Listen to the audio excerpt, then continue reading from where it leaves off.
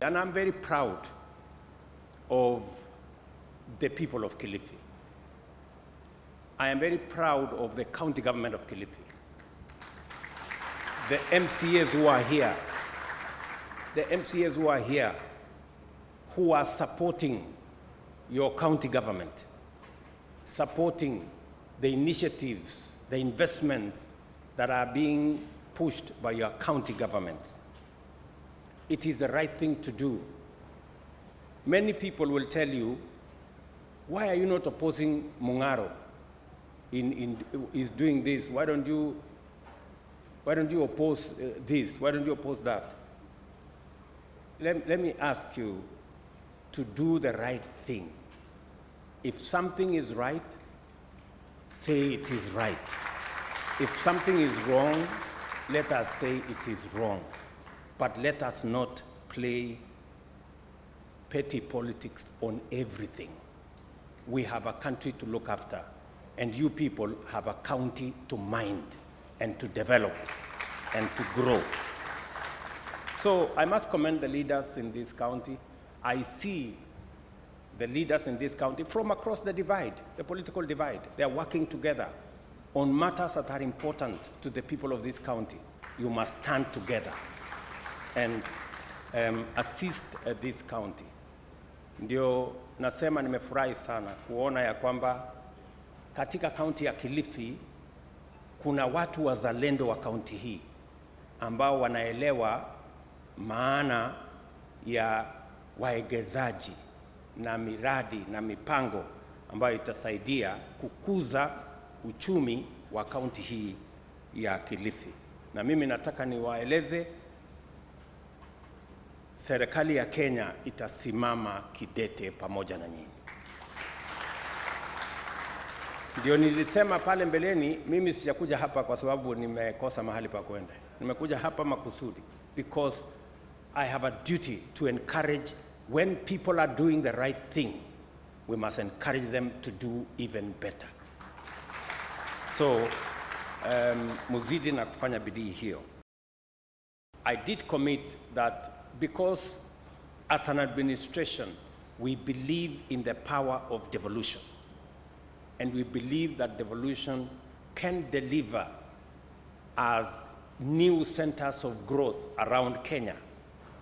We did commit that we would find an amicable solution to the standoff that existed between the two houses. I'm very happy that that was sorted out last week, and I have already signed the Division of Revenue bill into law. And now the counties can access 387 billion of the shareable revenue and also whatever else that comes in by way of grants. I did also commit to the counties that we will also make sure that CARA, that divides the money between counties, will also be expedited. And I am happy to note that yesterday, Senate completed its deliberations, and this afternoon, the National Assembly has given me undertaking that they will complete so that, again, all counties can receive their allocations, provide service, and drive our economies in our counties. I also must commend that to be able to create an enabling environment, to be able to expand opportunity, attract investment, we must have a skilled workforce. And that's the reason why we must invest carefully in our education. Because we need the men and women to drive our industries. We need the men and women to drive our investment capabilities. And it is the reason why the government of Kenya, we are committed to investing in education. Every member of parliament here knows that we have made a decision that we are going to support all the TVETs and all the universities with accommodation facilities using our housing fund. We have also made a commitment that we are going to make sure that all our schools have adequate teachers.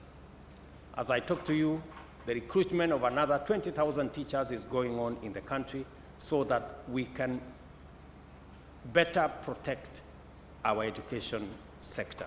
I am very proud that today we have issued the approval letter to Vipingo Special Economic Zone,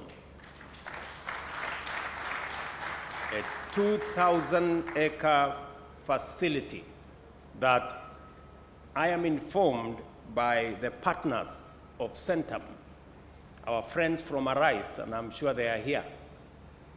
What to Arise, Wako area? Are they here? The Arise people? Oh, right there. Great friends of Kenya. I am confident about their investment potential and capacity to turn around the space we have in this rare Vipingo area as a special economic zone facility. I must commend the people of Kilifi, specifically the people of Kaloleni and the people of Kayafungo, for having the foresight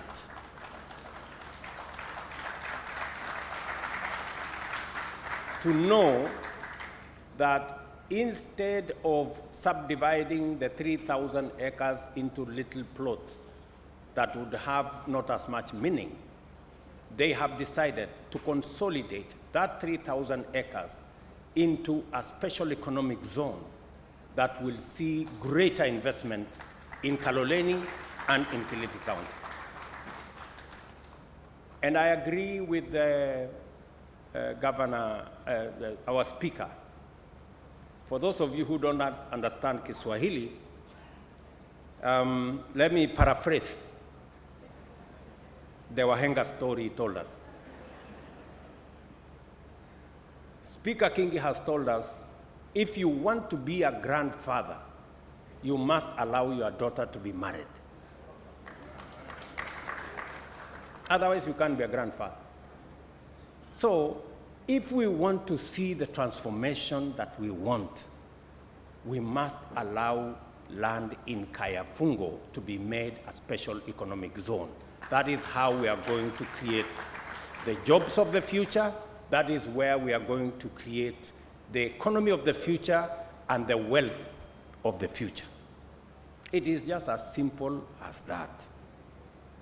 And it speaks to many of our projects in Kenya. Those who stand in the way of many of these projects, they are delaying our opportunity to be called grandfathers. Kilifi County has steadily evolved into a hub for thriving export processing zone. Notable farms include Nuts and More Processing, East Africa, which you all know, which employs 405 workers to process cashew nuts for export. For a very long time, we wanted an export facility, and we're going to support this company to make sure that it does more. Let me also inform the county government of Kilifi that we have resources in our commodities fund that can support seeds and growing of cashew nuts in Kilifi County. If you apply to our commodities fund, we want a partnership between the county government of Kilifi and the national government. We will support your new varieties, new investments in coconut growing that will help support the export of coconut economy in this county. We also have Kenya Tropical Sea Life EPZ right here in Kilifi that exports ornamental and exotic marine fish to many parts of the world, including in Dubai. Right from Kilifi County here. Again, we will work together to see to it that we provide the necessary environment for the expansion of these facilities that already exist in this county, not to mention Fuhua Kenya EPZ Limited that produces knitted fabrics and undergarments with 747 employees already here. and I am informed of their next phase of investment that will extend the number of employed staff to about 3,000 employees.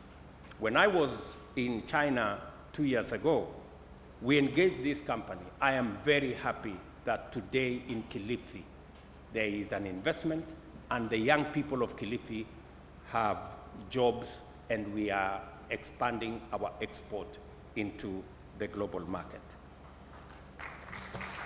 And also to mention the Mega Apparel Industries Limited, manufacturing woven clothing and providing jobs to 3,300 people, again, here in Kilifi.